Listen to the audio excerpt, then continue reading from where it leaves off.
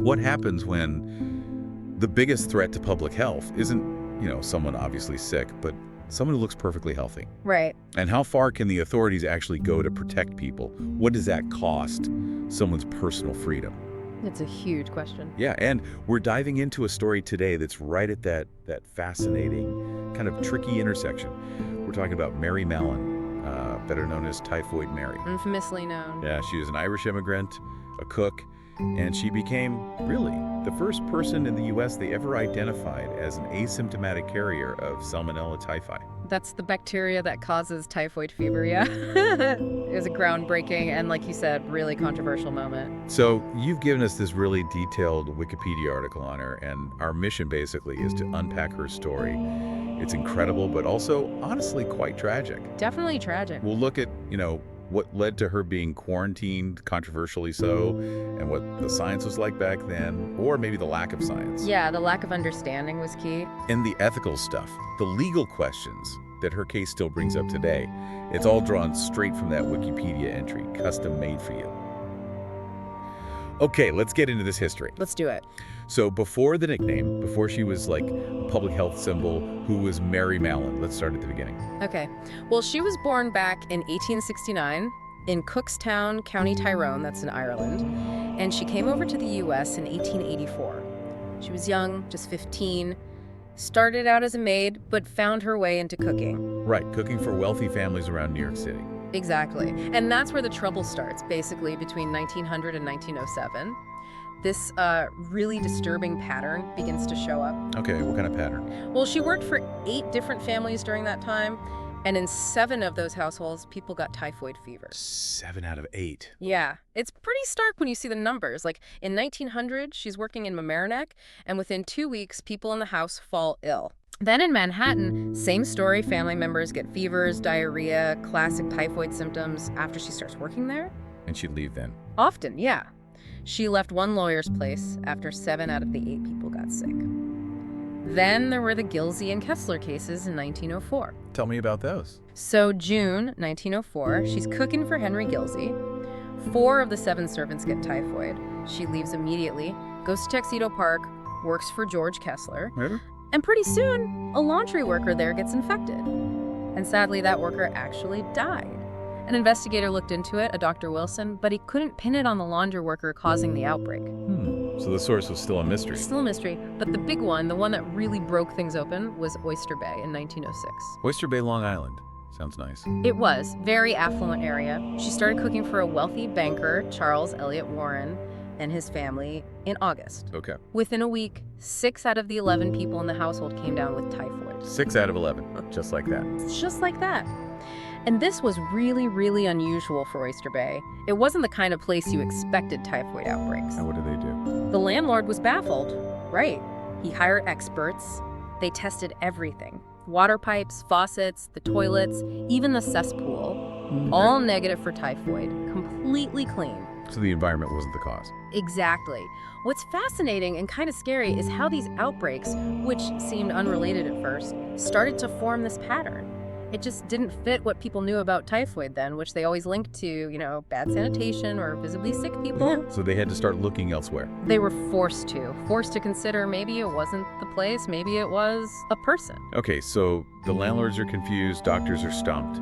But then one investigator starts putting the pieces together. Yeah, this is where George Soper comes in. He was a sanitary engineer, basically an investigator.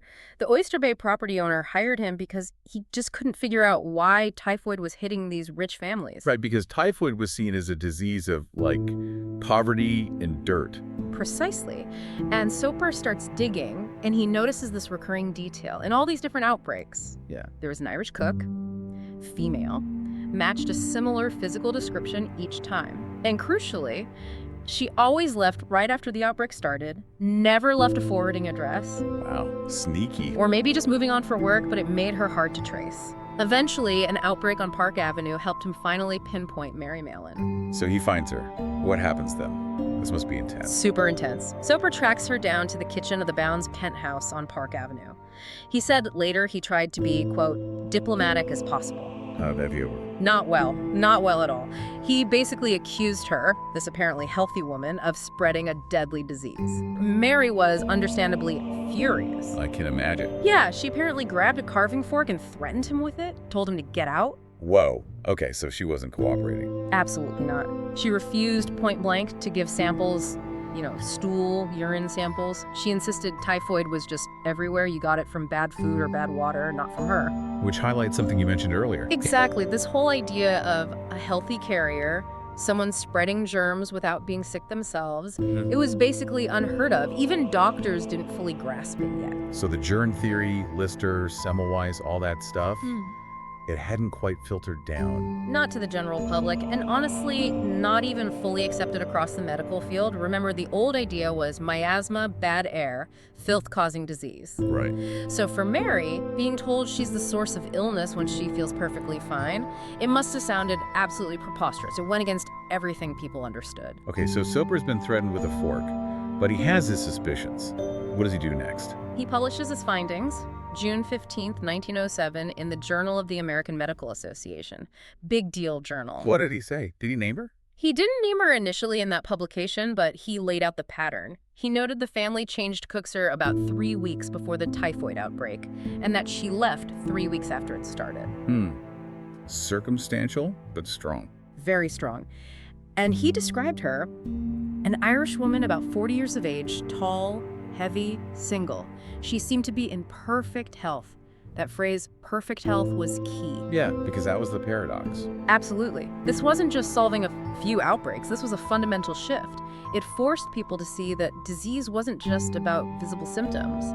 An unseen carrier could be just as dangerous, maybe even more so. It changed everything for public health. Completely. It meant they had to rethink how they tracked and controlled diseases. It was a huge turning point. Okay, so Soper publishes, the information is out there. This is where it gets, like you said, really controversial, right? The authorities get involved. Oh yeah, deeply controversial. Soper's findings go to the New York City Health Department. They realize, okay, this woman, Mary Mallon, is likely a carrier. And they have laws for this kind of thing. They did, sort of. Under the Greater New York Charter, sections 1169 and 1170, they had the power to act against public health threats, and they decided Mary was one. So they arrest her, just like that. Pretty much. It wasn't gentle. 5 policemen and Dr. Sarah Josephine Baker, a notable figure in public health herself, went to get her. It was a struggle. Dr. Baker apparently had to physically sit on Mary in the ambulance to restrain her. Wow. That's intense. Where did they take her? To Willard Parker Hospital. It was a hospital for contagious diseases, and there they restrained her again and forcibly took samples. Stool. Urine. Against her will. Completely. The report says for 4 days, she wasn't even allowed to use the bathroom by herself. They needed those samples. And what did the samples show?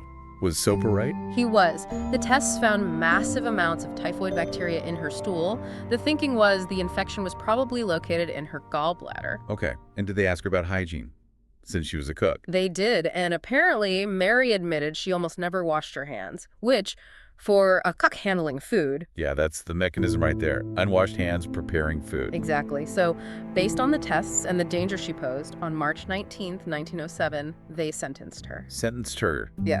To what jail?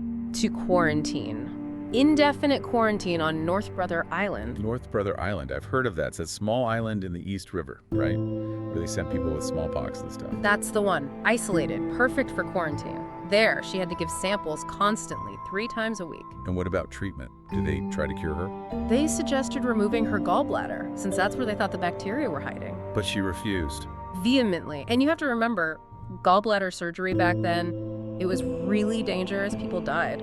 Plus, she still didn't believe she was sick. Right. The core issue. And she didn't want to stop cooking.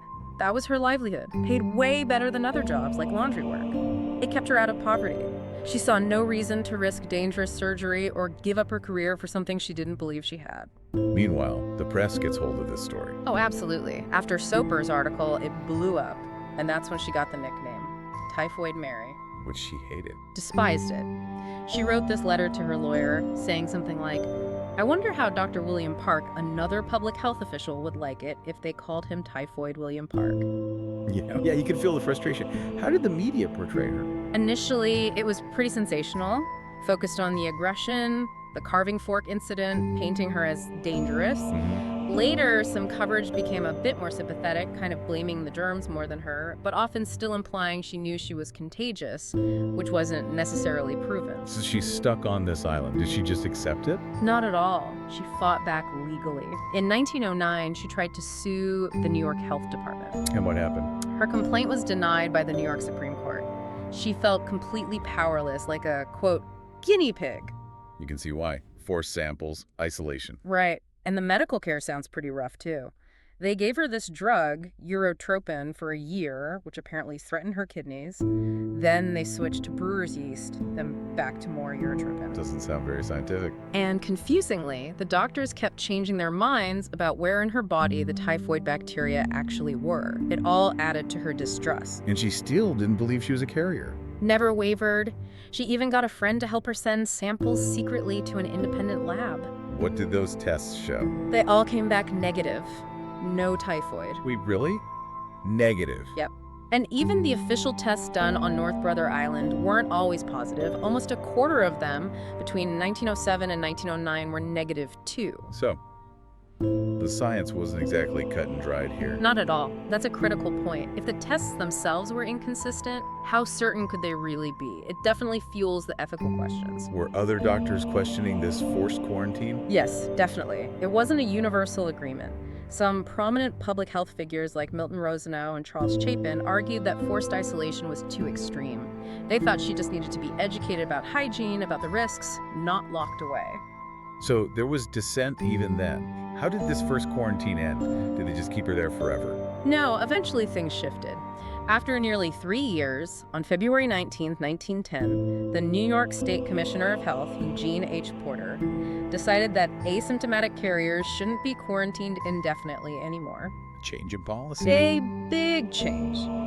So Mary was released, but there was a condition. What was the catch? She had to promise, formally, in an affidavit, that she would never work as a cook again, and that she would take precautions to protect others. So she agrees. She gives her word. She's free. She's free, but, freedom comes with its own challenges, especially when your main skill, your livelihood, is the one thing you're forbidden to do. Right. What's she supposed to do now? Well, she tried.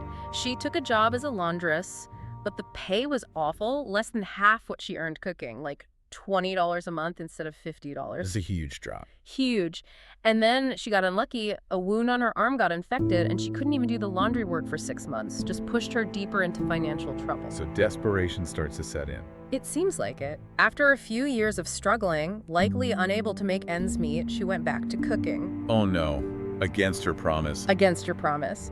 But she couldn't use her real name. No employment agency would hire Mary Mallon. So she used fake names. Yeah, aliases like Breshoff or Brown. For about 5 years, she worked in various kitchens, restaurants, hotels, even spa facilities. And did the pattern continue? Sadly, yes. Almost everywhere she cooked using these aliases, typhoid outbreaks followed. But because she moved around so much, used different names, she was incredibly difficult to track. Until 1915. This is the really tragic turning point. She takes a job, under an alias, cooking at the Sloan Hospital for Women in New York City. a hospital. Oh, that's bad. Really bad. Very quickly, 25 people connected to the hospital patients, staff, got infected with typhoid. And did anyone die this time? Yes, 2 people died. Terrible. Yeah. So what happened at the hospital? Did they figure it out? The chief obstetrician, Dr. Edward Cragen, realized something was seriously wrong. He suspected a carrier and actually called in George Soper again. Soper's back on the case. Back on the case, and he pretty quickly identified the cook, Mary, based on descriptions from other servants, and interestingly, by recognizing her handwriting from records. Wow, so they knew it was her. Did she try to run again? She did. She fled the hospital. But the police tracked her down this time. They found her on Long Island, apparently just delivering some food to a friend. They arrested her. And back to North Brother Island. Back to North Brother Island, March 27, 1915. And this time, there was no talk of release. So the second quarantine, this one was permanent. Permanent. She spent the rest of her life there, more than 23 years. What was her life like there the second time? Was it the same? A little different. They housed her in her own private one-story cottage, so maybe slightly better conditions.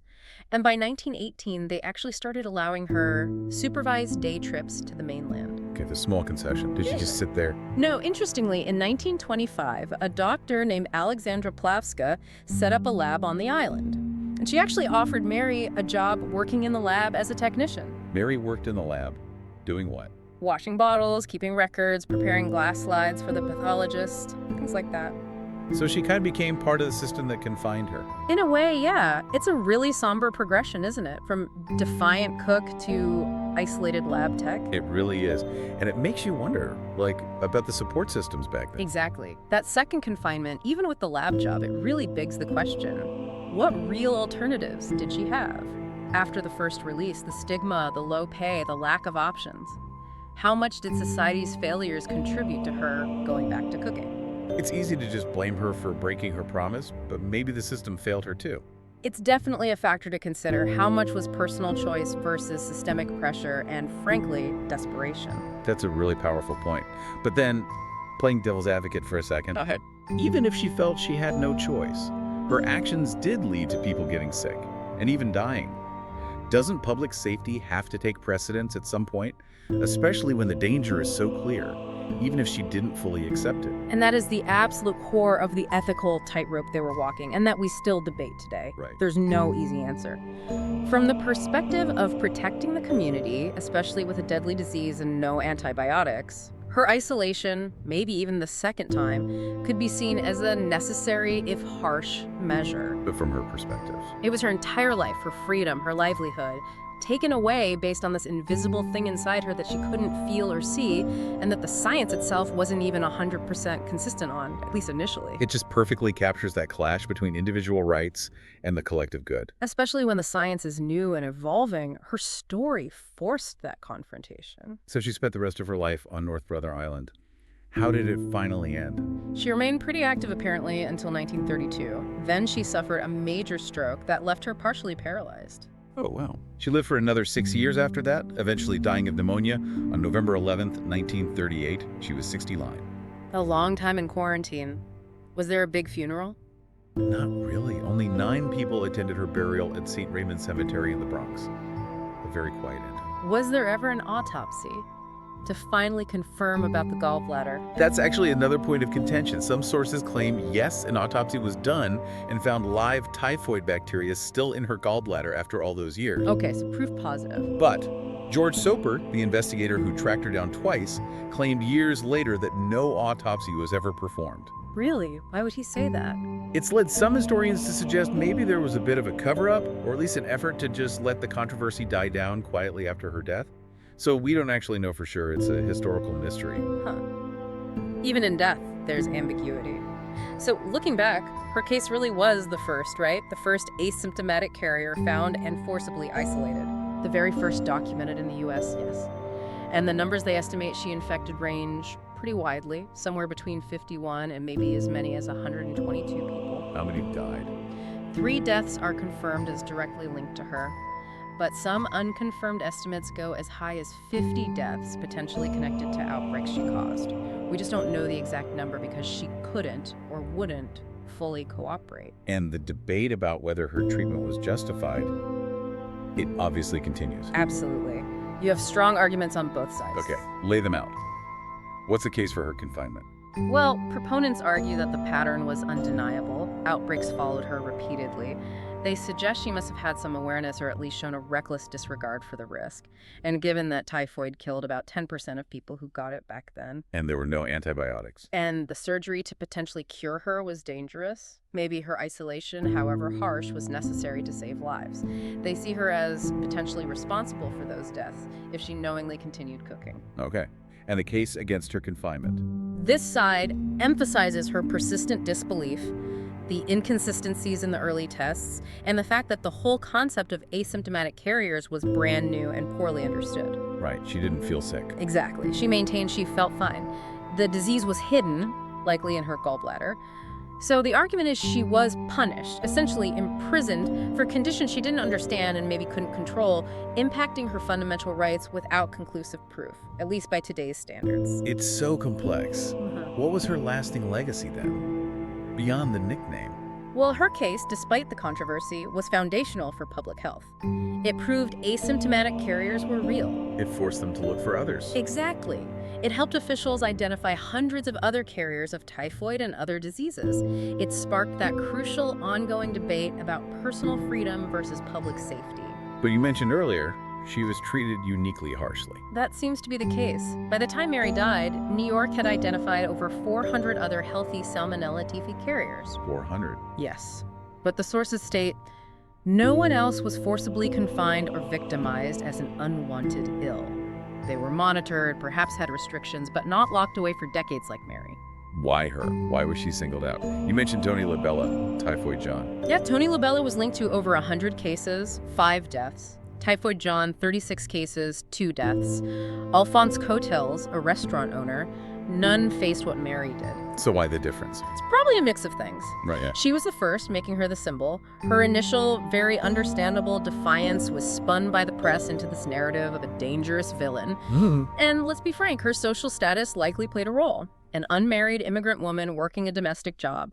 She was perhaps an easier target for public fear and official action than someone with more resources or social standing. That makes a grim sort of sense. Yeah. And the nickname Typhoid Mary just stuck. It really did. It became, and still is, shorthand for anyone who unknowingly spreads disease or even just bad luck or misfortune. A really unfortunate legacy for her. Yeah, it really overshadows the complexities of her actual life. Her story really forces you to grapple with that tension, doesn't it? Individual rights versus the greater good, especially when science is still figuring things out. Absolutely. What does freedom really mean when it bumps up against keeping the community safe? There are no easy answers. So Mary Mallon's story, it's this incredibly powerful look at a turning point in public health.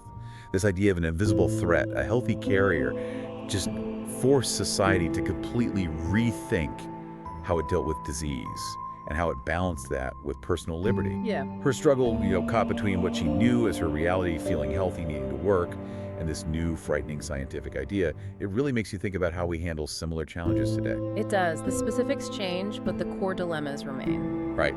In our world now, so interconnected, things can spread so fast, often unseen. Where do we draw the line on personal autonomy when public health is potentially at risk?